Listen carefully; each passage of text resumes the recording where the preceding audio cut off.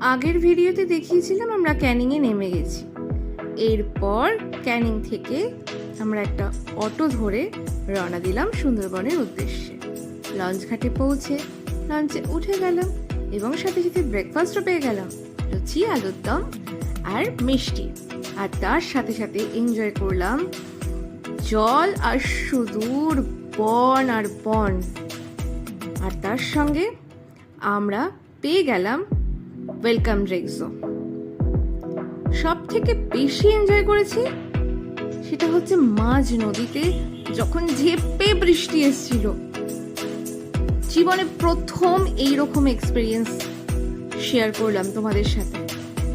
আর তার সাথে সাথে আমাদের হাতে চলে এলো আমুদি মাছ ভাজা। আর লাঞ্চের ভিডিও আস্তে আস্তে তোমরা এই ভিডিওটাকে লাইক করে দাও আর প্রচুর শেয়ার করে দাও। Tata, by.